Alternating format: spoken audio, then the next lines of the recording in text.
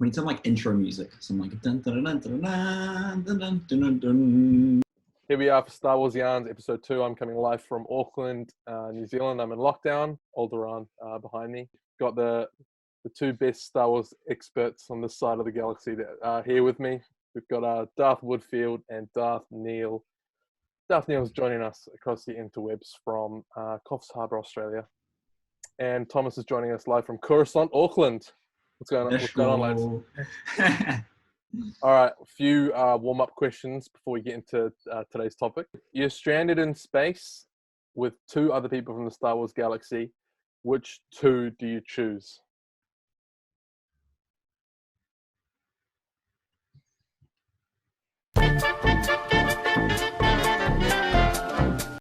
So obvious thing is you got to get a mechanic. Do you? Yes, you do. Well, I mean, if you want to get out of there, probably. Maybe R2. Does he count? Can I take R2? Yeah. It's a character, right? Yeah. So Yeah. I'm going to go R2-D2 and Lando. Because R2-D2's got all the skills and he will be able to fix the ship and do whatever needs to be done to get out of there. And Lando will be our kind of smooth talking guy to get us out of trouble if we get arrested or anything. I'm going to go Chewie and R2 because I think I'm going purely on like who I reckon would be the best vibes, best people, best characters to like just chill with. So yeah, I'm going to go for R2 for the humor, and obviously it's useful to have a droid around. Then I'm going Chewie so I can play that game on the Millennium Falcon. Yeah, I'm gonna go Hondo and Yoda because it'll be a funny dynamic. And when is you're the with best Yoda, combo I've ever heard of. well, when you're with Yoda, man, like, do you worry? Like, are you worried? You know what I mean? reckon he'd be so annoying. Well, it depends which Yoda we're talking about. I'm thinking of Dagobah Yoda, who was Well, I was thinking of who was like, it's like a Star Wars version of Lockdown in Dagobah, and it drove him crazy. I was thinking more Phantom Menace Yoda, where he just hovers and does nothing, but at least you know that, like, or maybe more Clone Wars Yoda, where he's like getting a little bit more like funny, but he's on top of it and he knows what's up, and he always gets out of situations, and he's just smart and he's just chill. And he's also depressed for like most of that show. He's just kind of like, yeah. So Hondo and Yoda for Ben. Yeah. I've got Chewie and R2-D2, and then Thomas is going R2-D2 as well with Lando. Favorite piece of music? I'm going Across the Stars. hey, nice. I think, it's the only thing from Attack of the Clones that I liked. Yeah. Which part is that It's in the again? It's Anakin and Padme's love theme. Oh, is it? Yeah. Oh, that's a beautiful theme, man. I gotta go 100% Leia's theme. That one, yeah. I'm gonna quickly pick one from each set of trilogies, like super quick though. I love how Rey's theme is just like a slightly rejigged Palpatine's theme, which really ties in Episode 9 really well, because everything about the Emperor's theme is like, it's a conspiracy theory. That's a conspiracy. And Rey's theme is That's it's literally you've Thomas. made that up in your head along with the other fans. That think, Wait, Thomas. Ed planned it from the start. Thomas, do you What? play music? Yes, I do. Okay, there are 12 notes, right, to pick from. In the world, they're gonna, things are gonna sound similar from time. I'm just saying, I like hearing it. I don't know. It is good. Even when The Force Awakens first came out and we heard that theme, I was one of those guys who was like, I could see that happening. No, I didn't think it was gonna happen, but I could see it happening. Oh, that is God. just an absolute yarn. Shut up, bro. Honestly. I bet no one has heard you say that. No one had heard you say that until now. Ask my brother. 100%. Samuel Woodfield will hold me to that. He wouldn't remember back then. He wouldn't remember back then. He was too young. Yeah, it's true. Yeah. One that I really, really, really like is the music associated with Luke's like island in the sequel trilogy. So the steps when raising up the stairs, the Oh yes. Oh, that's so good. Beautiful music from Mr. John Williams. Johnny. Big Ben, J. have you talked to him lately, Ben? Honestly, not since this morning, but he was doing well when I talked to him. We usually chat 3 or 4 times a day, but because he flicks me through ideas. He's like, "What do you think about this? What do you think about this?" And I'm like, "No, that sounds like ET. No, that one. That one." So that's how Ray's theme was born. He was like, and I was like, "Yeah, don't go up, go down." He was like, "Thanks, bro." I knew it. I knew there was a touch of Ben Neal in there. Yeah, there had to be. Okay, we're getting on to our, I guess, main issue for this episode, which is why should people give Star Wars a try? So I guess we're trying to, in a way, persuade the many Star Wars haters in our world to at least give it a try, because I think if you actually sit down and give it a try, you know, there's more of a chance you'll kind of form your own opinion, as opposed to getting on the bandwagon of Star Wars sucks because it's geeky. Yeah.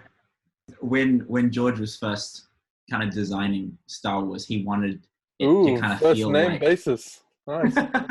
when my boy Big G when he was first writing it, he was trying to make it feel like those kind of mythologies, or like the Greek mythologies or whatever. We have stories that, kind of mean something because it's the classic themes of like good versus evil and finding family and belonging and all this kind of stuff. And so he designed Star Wars around themes rather than plot. And obviously the plot comes along and kind of wraps around it, but no one's watching Star Wars for the plot, like except for people who are like every single movie is bad or whatever, like those guys are like, the plot was so dumb. But like, people are watching it for the heart, and the heart of it is just good storytelling. That's kind of why I feel like people should get into Star Wars, is it's just good storytelling. If you like watching movies, you probably like them for character and emotion and heart, and that's what Star Wars is. When people ask me, why do you like Star Wars so much? Why should I give Star Wars a go? My argument is always, it's just a beautiful story. So many relatable themes and aspects, and it kind of covers any theme or emotion that we experience as humans. And so it's relatable on a lot of levels. Yeah. Like even in the prequels that I don't necessarily like as much, there are still a lot of really relatable themes in all those movies. The other reason I argue for people to just give Star Wars a go is because it's not just considered good by Star Wars fans. It's considered to be one of the best movie franchises in history. It's up there with the great movies in majority of the any kind of greatest films of all time. Any list done by kind of a variety, Star Wars is always up there. So I think it kind of speaks for itself. And look at all the accolades as well, and how it stood the test of time, and how it means so much to a lot of people. Yes, the fan base is very toxic. Intense. Yeah, the fan base on a whole can put people off, I think.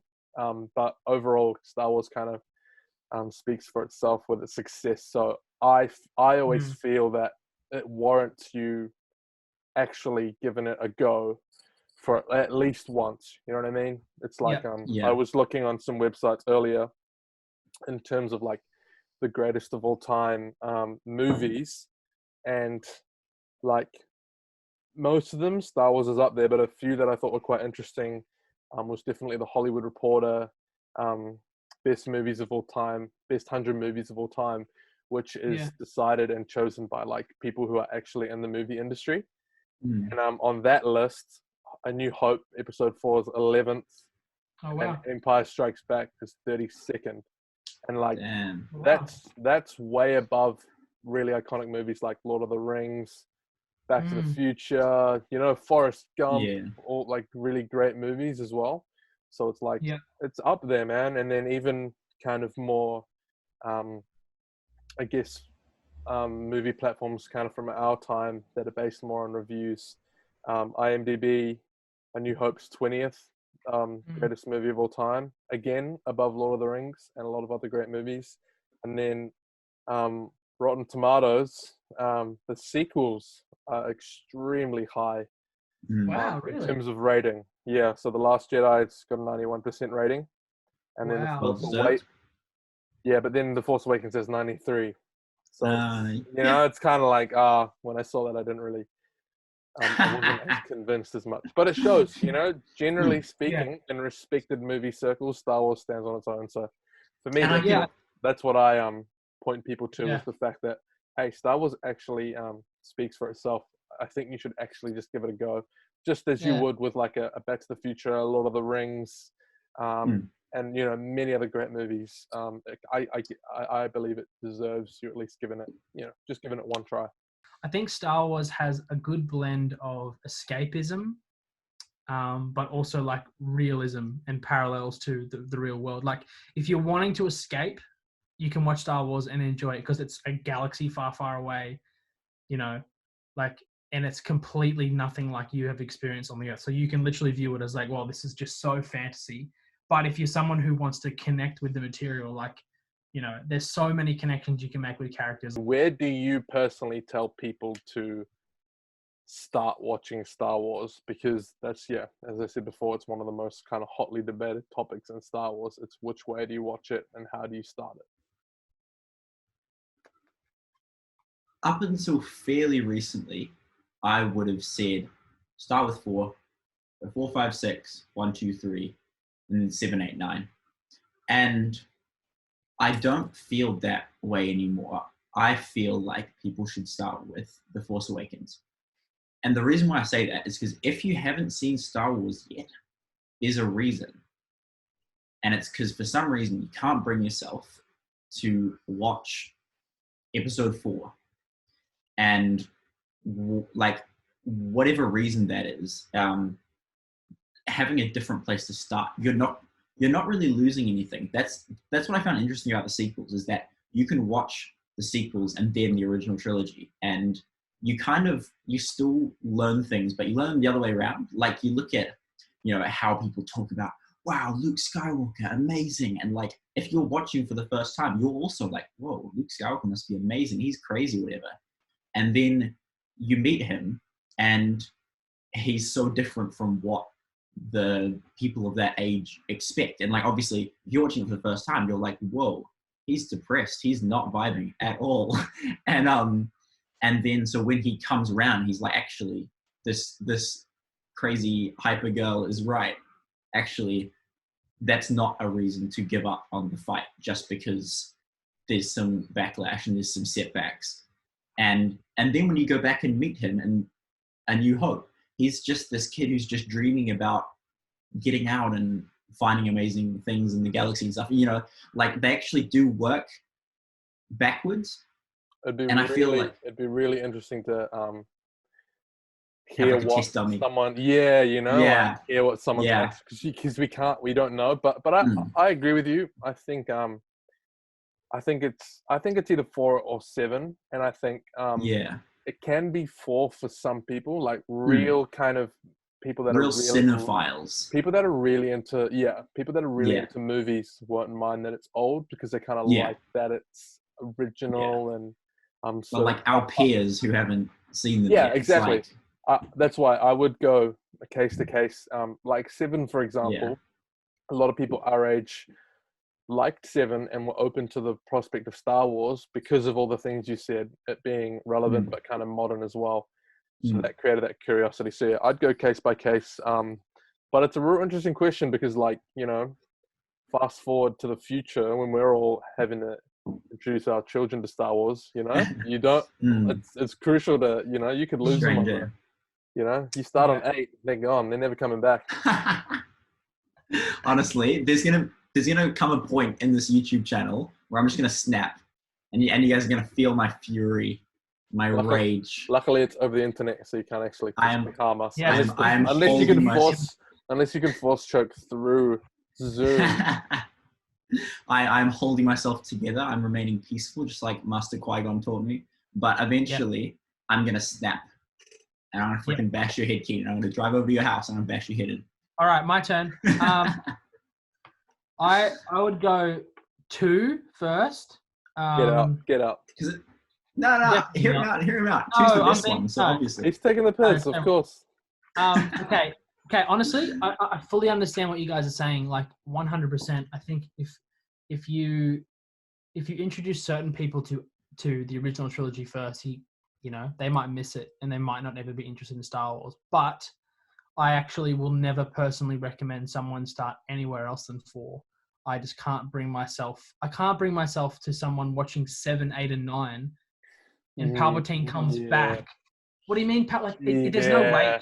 There's no weight to Palpatine coming back. There's almost no weight to Luke Skywalker hating the Jedi Order. There's no weight to it. It's entertaining, sure, but at the end of the day, they might watch it, but they're going to miss out on the entire experience. And I think if it's the people of our generation that haven't watched it yet, they're never going to watch it because they got the chance to see 7, 8, and 9 in the cinemas. They only just came out. Like, if they weren't interested then, what makes you think they're going to be interested in the movies that just came out?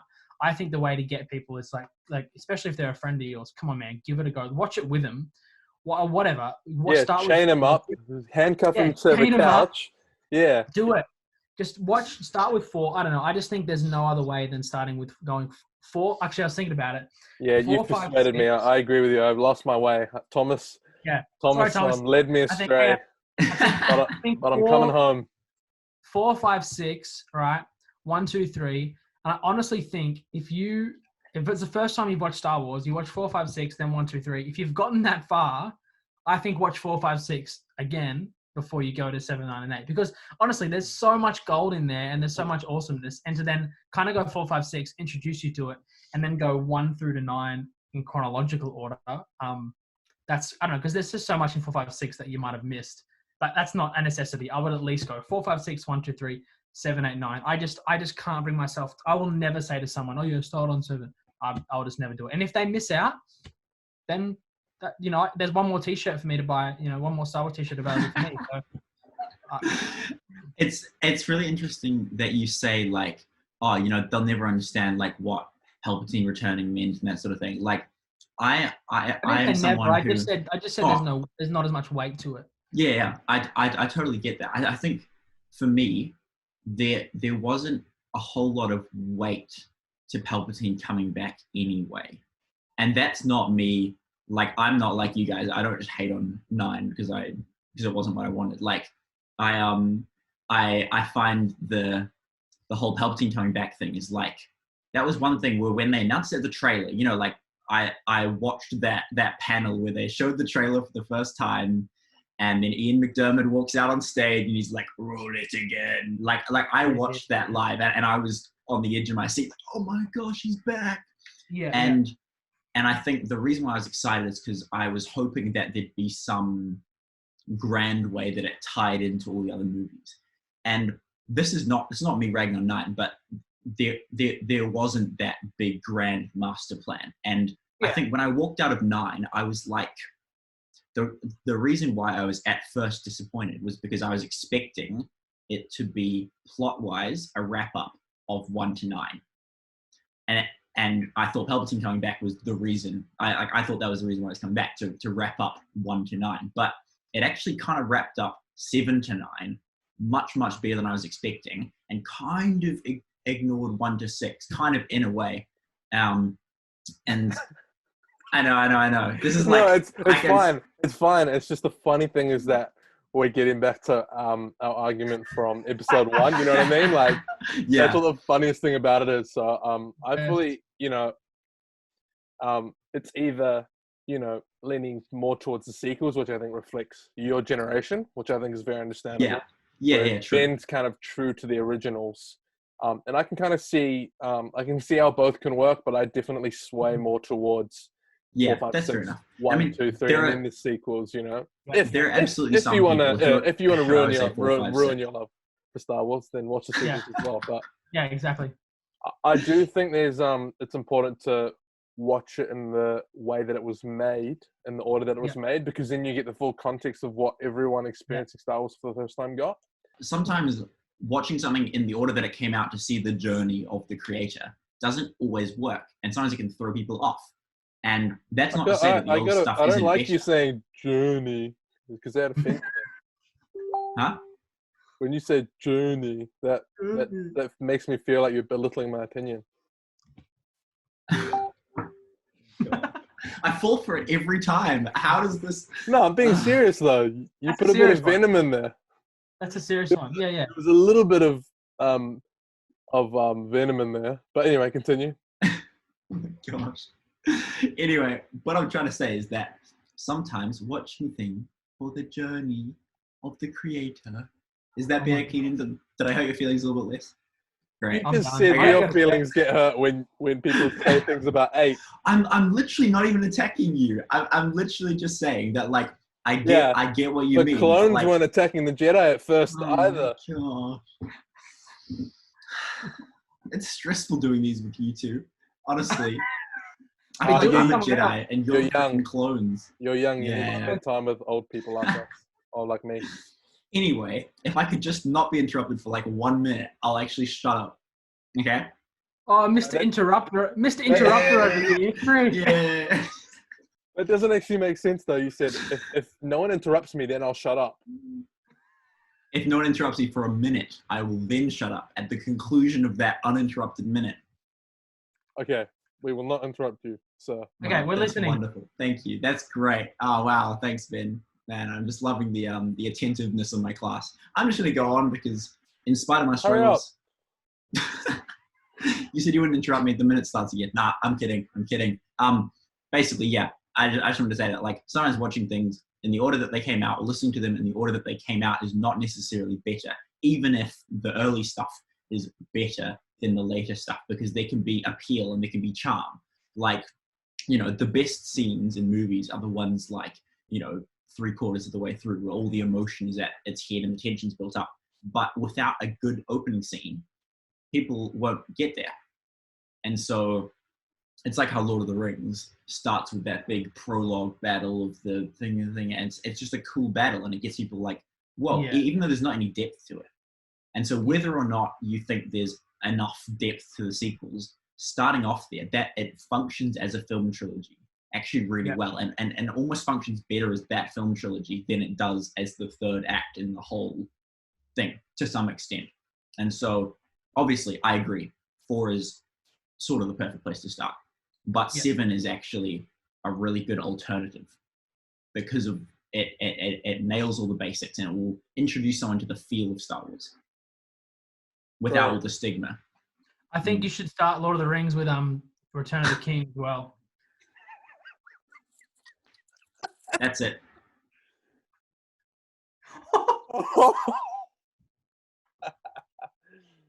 Ben, say you're sorry. I'm kidding. I'm kidding. I I'm kidding. know. I'll punish him later. Not sorry at all. So yeah, in summary, Star Wars, the success of Star Wars, we'd all agree, speaks for itself that that someone should at least give it a go. Yeah.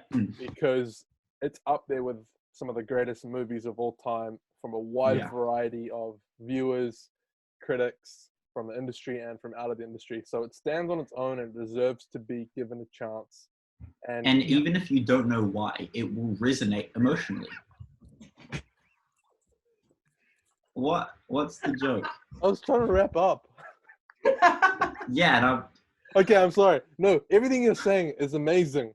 So But true. at that time, I was actually trying to wrap up, and I thought Okay, you got okay. that just. But No, you add on. I You might as well missed finish it it. now. No. I was literally just adding that like one little thing, Which was. We might as well which was get that it. even if you don't know why, it will resonate emotionally. Yeah. Let me add one more thing in too. Star Wars will have something in it that you will connect with, regardless of whether you're old, young, senile or not. It will have something in there that you will be able to connect with. If you're a special effects person, there's special effects. If you are a story person, there's story. If you're a character person, there's character. If you are, guy, brother and sister kissing kind of person, there's that in there too. So I think there's seriously something. And if you like crap, there's a lot of that as well. Yes. If you like trash compactors, There's a trash compactor. With multiple. If you like cute aliens, there's like a bajillion Yeah, of them. you had your turn to chime in. Had your Anyways, guys, I just want to thank you for watching this. Thanks for checking this out. If you haven't watched Star Wars, oh wait, sorry, Keenan. Is this No, your- you go. You can. And majority of our argument would suggest that if you're going to watch Star Wars, start with episode 4, then Yeah. watch 5 and 6, watch the prequels, and then episode 7, 8, and 9 in the order that it was released. Yeah. Honestly, on that, I think if you watch 4 and you're not into it, just give 5 a go. If you're not interested after 5, then I would say go to 7. If you don't, because you got to watch 4 and 5, and I think because 5 is usually the one that gets people and is like, oh yeah, 4 was good, that was kind of cool. But I can see that you might watch it and go, oh yeah, special effects. Oh, there's not a whole lot that happened in the story. There's a bad guy, there's a good guy. The good guy's won a thing. That's pretty cool. But I think when you get to 5, you go, oh man, this has got a lot more deep. So if you get to the end of Empire Strikes Back and you still don't give a crap, then I would say go with Thomas's suggestion and give 7 a go. Otherwise, 4, 5, 6, 1, 2, 3, 7, 8, 9. Hit that like button, smash the subscribe button, hit the bell so you can be notified. We'll see you in the next video, guys.